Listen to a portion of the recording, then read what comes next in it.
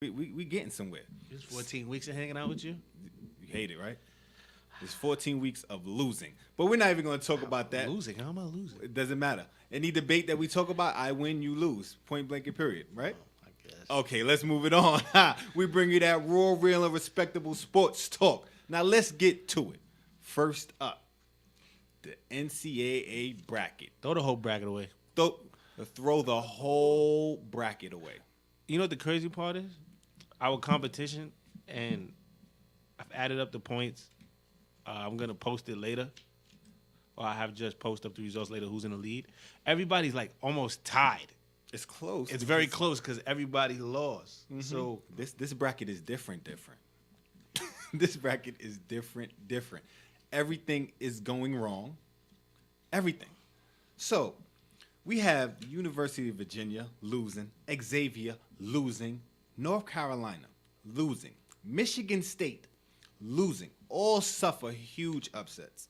Only 7 of the top 4 seeds left. you're missing the team, but I'm not going to say nothing.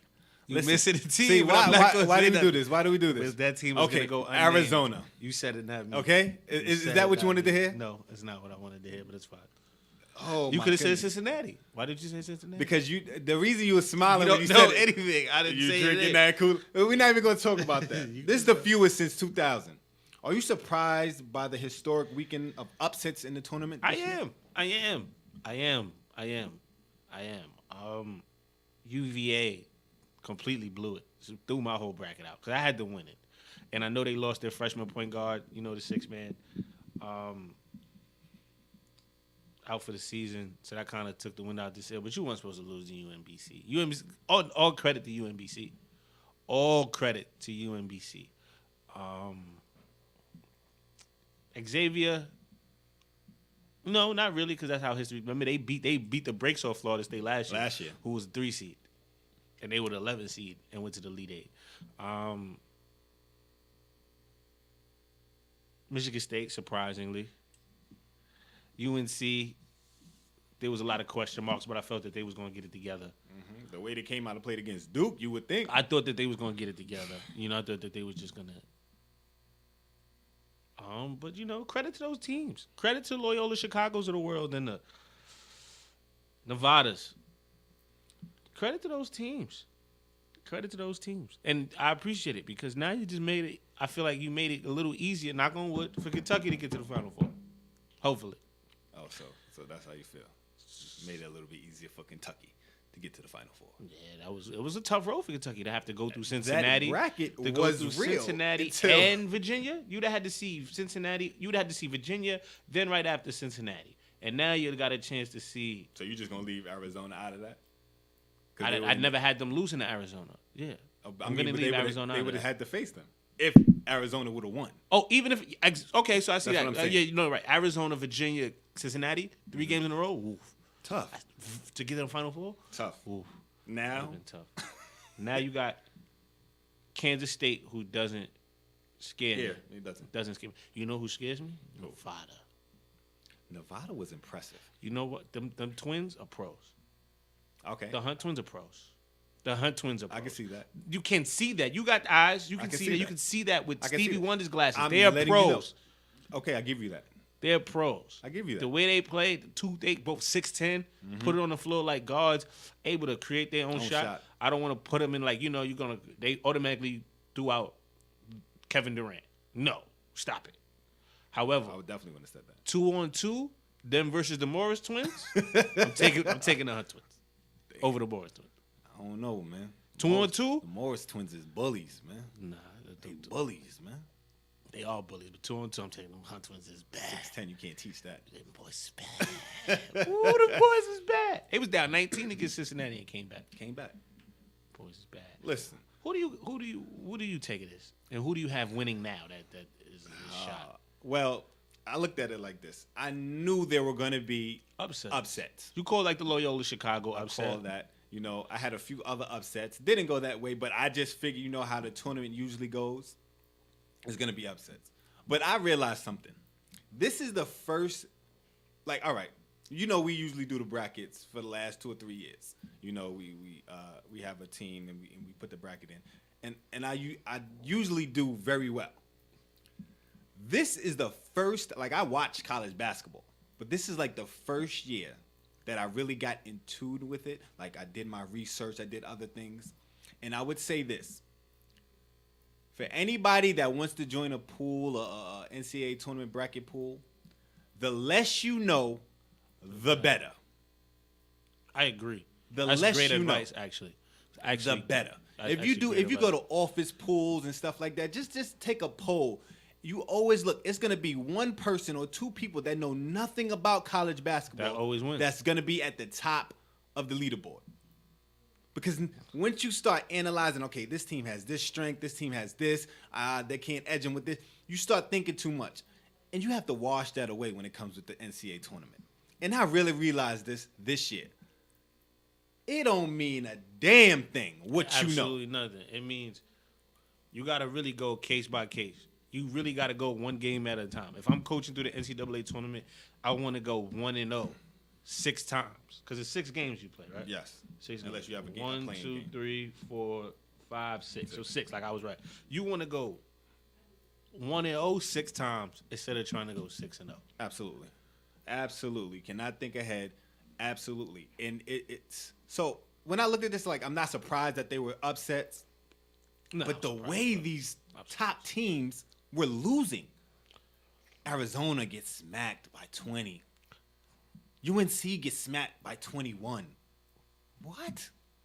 Like, I understand the seeds is going to be upsets, but I can understand 3 buzzer beaters. That's what we've seen. If you look at through the history of the NCAA tournament, a lot of losses come through buzzer beaters, last-second shots, free throws, close games, 2-3 points. But to get smacked by 20 and 21. Why do you think that is, though? Why do you think these teams are now getting smacked as before they weren't? I think I have a reason. But. And you know what? I really had to sit back and I'm watching TV and I'm just listening to people, And a certain person made a great point. And we might be on the same point. And I think we are. Fundamentals.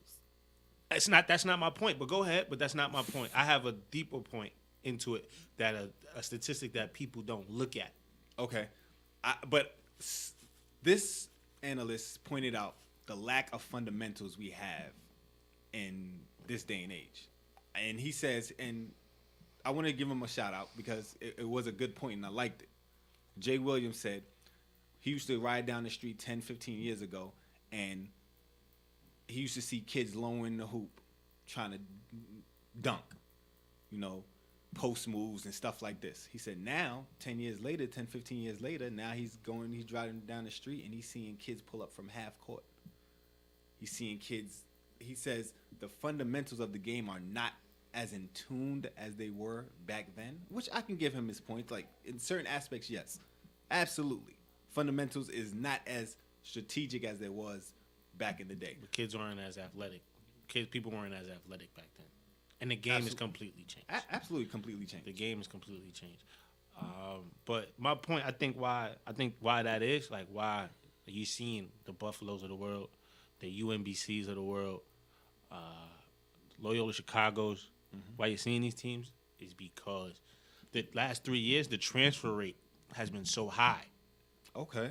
So people don't know every year in the last 3 years, at least 650 Division I players have transferred to another school. Might be not getting the run or the tick. So the guy from, perfect example, the kid from Buffalo from the headband, I forgot his name with the headband that had that led them in scoring. He was high D1.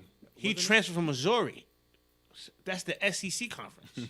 So when you play against the Pac-12, you're already accustomed to playing against Kentucky, Auburn, Alabama, Absolutely. LSU, Tennessee, those schools.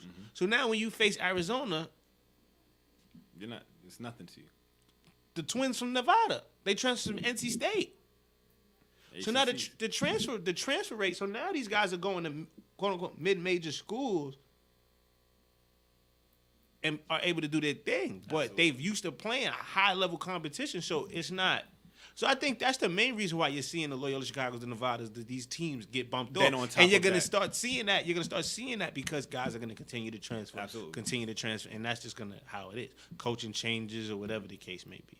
Absolutely. So I And think that's the of point. course, on top of that, we all know, these teams have been together 3-4 years. A lot of these teams have young players. We always see this every year. Experience does play a factor in the first couple rounds. Yes, they do. That's why we see mid-majors making runs to, Sweet 16. They'll have 3-4 seniors in the starting lineup. Exactly. But, it's very interesting. My bracket is done. Throw it out the window. I'm glad we didn't bet anything. Moving along. Another person that was done rather quickly. Yeah, exactly. But we knew that because we were kind of depending, should that team even be in? But, you talked about it's all about the money in certain aspects. But Trae Young declares for the NBA draft. Do you think it's the right choice for him? It has to be. It has to be. The thing with college and the draft is so crazy now because you get drafted on so much potential now. You don't get drafted on, as before, you get drafted off what you've done before. So before, you got drafted off of what you did. Now you can draft it off what you will be, which is completely different. So with Trae Young was starting to turn a corner where it was a negative corner where he was going to take a few steps back where maybe you can't win with him. Maybe he is ill-advised a little bit. Mm-hmm. Maybe he doesn't know. Maybe when he's not making shots, how else does he impact the game? Start those negative thoughts start to come to surface now. Absolutely. So I think the kid will be a good pro. The kid has unlimited range. He has in the gym range. People want to draw the comparisons to Steph Curry. Steph Curry went to bat for the kid and all that. I don't think he'll be Steph Curry. Well, we didn't think Steph Curry was going to be Steph Curry. But Steph Curry's also 6'3". They said he's a legit 6'2", though. Trae Young? Mm-hmm. They said he's a legit 6'2". Maybe. I think you put the kid in a high pick and roll and up and down pace where the offense is really fast and free flowing. Can't really sit in the zone. I think it'll take him a year or two to figure it out, the physicality part, but I think the kid can shoot it with the best of them. And shooters going to always win you the war. Shooters always going to win you the war. So I think he took a step back. I don't think he'll be the first guard taken anymore. When before I think he was going to be the first guard. Well, they was always saying the second guard because the guard from Spain, the bigger guard from Spain was going to be one of the top two picks. But I separate them. But in college basketball, everybody was talking about him being the first point guard taken. I don't see him being the first point guard taken anymore. I see Colin Sexton getting picked over him, honestly. Okay. But I agree with you. At first I was like, I think he should stay, but what? No, I did think I had a part of me felt like, maybe he should stay. But when I look at it, his stock, I don't think, me personally, I could be wrong, but we're never gonna find out. I don't think his stock would be as high as it is now later on. One, because, yes, he hit a wall and he was on the decline. And everybody was saying, oh, he's not as good as he thought he was. But everybody knows your numbers always drop second parts of the college season once conference starts. Mm-hmm. You're playing these teams twice. And teams get to see you, scout you. All people been watching you already. So that's always the factor. And you're at the top of the scouting report, so that's tougher. Exactly. No. Now you're getting double teamed. And that's fair. That's fair. And I understood it. So the team did lose, went on a horrible losing streak, 8 in a row, something like that. But definitely he needs to go. He should go. This is the time right now he could show himself even more. He hit a wall, like I said, yes. But who doesn't sometimes? Especially I don't, his numbers, his field goal percentage dropped a little bit. But I see in his game, he gets put in a right predicament. He can thrive. He can pass that ball. He can pass. And that's something that I really had to go back and watch. Like, okay, is he just getting these lucky passes because he's getting double teamed? He can pass the ball. No, he can pass. And if he's a legit 6'2", okay, I like that. Now, I'm going to tell you this. I was in my group chat earlier, and because Trae Young came out and said he would love to play for the Knicks. He said it. He said he would love to play for the Knicks. We got a lot of people that are Knicks fans. They don't want to jump the gun. I was like, no, that would be a great, great, great spot for him. Now, I'll tell you this. Now, everybody give that comparison to Steph Curry. And in the group chat, my friend was like, let's not forget what Steph Curry was before Mark Jackson. So I was thinking. I was like, that's crazy that you said that. And then they talking about Mark Jackson getting in the New York Knicks job. Why not? Why not fire Hornacek the day after the season ends And get Mark Jackson back? and bring Mark Jackson? No argument there. I would love to have Mark Jackson on the sideline. Draft Trae Young. I don't think Trae Young will be around. Well, It depends. We They don't. You know You're how right. the draft is now. You made 4. Like unless Chicago ends up before you, I feel like they'll get a point guard. But other than that, if you could get high enough, I feel that they can grab him. Because I'm not sold on the other point guards you got. I like Sexton. True. He might go. He definitely might go before him though. Like we said. To piggyback off that really quick, I think if the Knicks do get a top 5 pick, you have to go get somebody that complements Porzingis. You went out and got Trey Burke, and you went out and got Emmanuel Mudiay. So whoever you draft, you're not expecting to make the playoffs again. You know, you're just trying to. That's another piece, right? And you can't shoot for the playoffs in the East. Nah, no, we just don't have. We have too many. We got too many guys that don't give us anything. You know, so you would have get Porzingis back. You get Porzingis back, and I think that if you put somebody like you know who even though he's a hometown kid, I would love to have Mo Bamba at the Knicks, because now that makes us defensively. You got 2 guys back there who can block shots, both can play they can both post, they can both play the perimeter. DeAndre Ayton, Jaren Jackson, one of those, even Marvin Bagley, one of those 4 guys who can go in and out, you know, and play with that athleticism. It kind of changes the complexion of the Knicks. I think Emmanuel Mudiay is going to be good on the Knicks. But if those guys are get the 6th pick, I wouldn't be upset. Like, I feel like this is the year where I really wouldn't be upset at whoever the Knicks pick, because we're going to get a top 10 pick. So even if you get Miles Bridges or Mikhail from Villanova, those are all good, a very good draft class. These guys are going to be, like I tell people all the time, Obama is going to be good. It's interesting to see. Switch it up a little bit just to coaching now.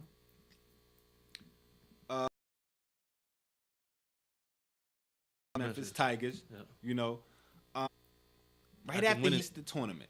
Hell to win 21. That being said, Memphis, they pretty much control Memphis. People love Penny through the roof. He can probably be like, he could get the key to the city in Memphis. If Penny wanted to run for mayor, he would have a legit chance of being mayor in Memphis. If you take my piece and tell my piece on that part of it, but you listen to Topics here on IBNX Radio. You're listening to IBNX, the station with the best music. Best music. I love the music. Best music. Jay-Z. Hey, I'm Mariah Carey. Hey, it's Katy Perry. It's your boy T.I.P., man. Get it. It's your boy Sean Kingston. What's up, y'all? I'm Beyonce. This is Nicki Minaj, and I'm in the mix with IBM. Okay, we're back. You're listening to on IBNX Radio. We were talking about the Penny Hardaway hiring and the Tubby Smith firing. Just to touch on that real quick, was it justified or unjustified? Well, wow, he won 21 games in a conference wins. That team is indication for it, you know. And you know, so their attendance has been down almost 10,000 people the last few years. They're not getting the same donations, as they were getting before. Because you're bringing in Anthony Penny Hardaway, a hometown kid, like you said, that played for this college, that runs the AAU market in that region. You don't go into Memphis and get a kid. You just can't. Like, we can recruit Tennessee because like the Nike EYBL rules is you can recruit. You can have 3 out-of-state kids from a state that borders. So if the state touches, uneven. So we might, but like Memphis, no way. Simple. You want to get attendance back. Lives in Memphis, from Memphis, went to Memphis. Went to the Final Four. Went to the Final Four with Memphis. You bring in Penny Hardaway. Donation. Basketball, but it's bigger than basketball. You got to look at everything. You got to look at the grand scheme of things. He touches on and another thing is, right, Memphis is trying to recover because Memphis invested a lot because they was bringing in so much. Mm-hmm. Remember, John Calipari was at Memphis. Absolutely. Yeah, Derrick Rose, Ronnie Conley. He had that whole. This is going on year 10. and this is the right here. This step in the right It's a step in the right direction. right direction. Really quick though. It's gonna get Pitt. I'm gonna say Pitt for last. Louisville. I think Louisville is somebody's gonna take a chance on somebody, and then it's funny because you have coaching trees. So you have these coaches who are now able, like Mark Turgeon is under. I'm not sure if Kevin Willard from under the Pitino tree, but Kevin Willard, who's underachieved at Arizona. A lot of coaches are now taking that on. Remember, Jamie Dixon left Pitt to go to TCU, where did Jamie Dixon graduate from? TCU. Penny Hardaway, the same thing, taking a Memphis job. Kevin Ollie, UConn. I see it. See what I'm saying? So Was what's the little man name from they used to play the point guard for the Spurs? Avery Johnson, Alabama. You heard it here first. Not laughing. You be like, ooh, Chris is, Chris Harris said it first. Now. He's ready now. So I think you got the Baker Mayfield. But go ahead. I didn't when I heard this, I didn't get it. Right. I felt they gave